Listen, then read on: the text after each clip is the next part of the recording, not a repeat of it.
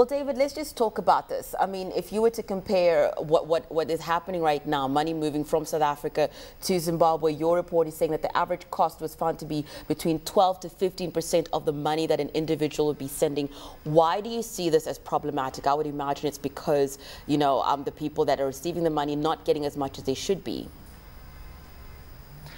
Exactly, and you must remember remittances flow directly into the pockets of poor families in developing countries, in this case Zimbabwe.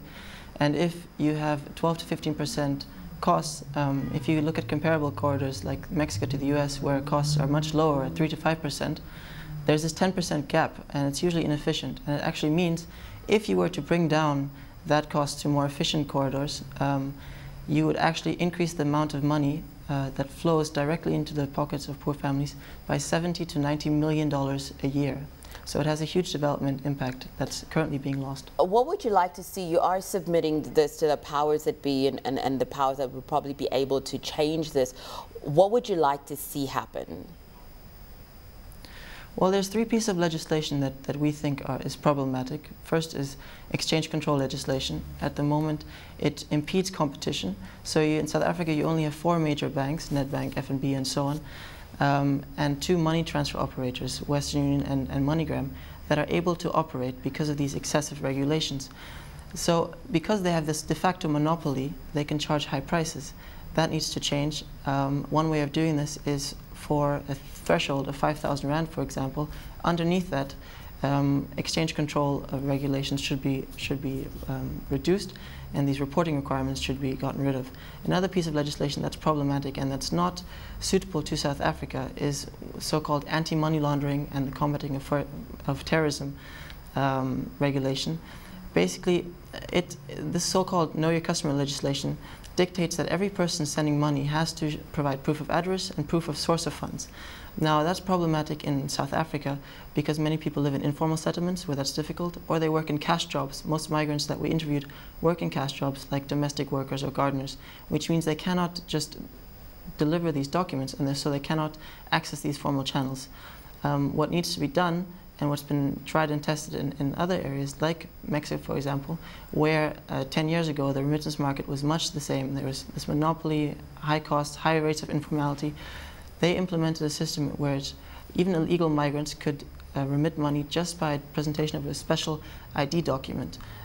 So getting rid of this excessively stringent know your customer legislation would work, especially because if you look at remittance sending countries around the world, South Africa in that group has the lowest GDP by far, GDP per capita at $3,500, and it also has the highest percentage of people living in rural areas.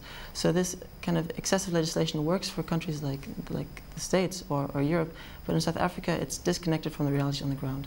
And the final piece of legislation or policies that need to change is immigration law. At the moment, there's no viable options for low or middle skilled migrants to get work permits. So teachers or nurses can't get work here. You have to practically have to have a PhD to be able to get a work permit in this country, which means that there's huge barriers for migrants to access these formal channels. When it comes to the places, I mean, you've done quite a lot of research in this particular topic, not only in South Africa, but you've looked at quite a number of countries. Just talk to us about some of the countries where this has worked, because when you talk about legislation, you know, that is something that could take a while to be able to change that and put that through if they accept it in the first place. So what is the benefit for South Africa to be able to change this? You raise the key point. This is in the interest of South Africa to change this. If they formalize remittance flows, at the moment you have a situation where over 80% of these 600 to 900 million US dollars are sent through informal channels, like informal traders, taxi drivers, friends, relatives. If you formalize those flows, you don't increase the volume of flows, you don't increase the amount of money that leaves South Africa, but what you do is you make it more transparent. So South Africa would have a far better idea of what's being sent, how, and how much. More importantly, it would increase the liquidity in the banking sector. It would increase the ability of banks to on-lend this. And finally, and most importantly, if you make it cheaper, easier, and more efficient for migrants to send money home, then you have a direct impact on development in Zimbabwe. And at the end of the day, that's the most important thing for South Africa. If they are worried about having too many migrants here, then they need to address the root cause of the problem, which is the underdevelopment and poverty in Zimbabwe. And the best way to do that is to assist migrants in sending remittances. David, I know that your report focused on money moving from South Africa to Zimbabwe. Have you looked at money moving from South Africa to perhaps other African countries? Yes, I mean the costs of sending money from South Africa to Zimbabwe are actually cheaper than sending money to Zambia or to Mozambique or to Angola. So the problem clearly lies in South Africa. It's not a problem of Zimbabwe's regulations. And this flies in the face of South Africa wanting to become a financial hub for Southern Africa, because it's clearly the excessive regulations here and the high banking charges that are relevant for all of SADC and in fact the rest of Africa. And it's remittances, the impact and the findings of the report are applicable to other sub-Saharan African countries and developing countries in general, because their impact is the same everywhere. Well, have you, so far, the report has been released, have you started speaking to those powers that be? Yes, well, we contacted them. We contacted both the Department for International Cooperation and Development and the South African Reserve Bank, and we're setting up meetings. There have been some rumors that some of these things that we're suggesting, for example, getting rid of this Know Your Customer legislation under a certain threshold, is being discussed by banks, and we hope to push this policy forward, because you're right, sometimes regulations can take a long time, but they shouldn't. These reforms that we propose, we feel are practical, and they're appropriate solutions to the realities on the ground, and they would actually be far more forward-looking than the myopic ones that are currently in place. Well, talk to us a little bit about what that would mean, particularly for a country. You've talked about development in Zimbabwe and how this would help development in Zimbabwe, and then would offset people coming into the South African economy.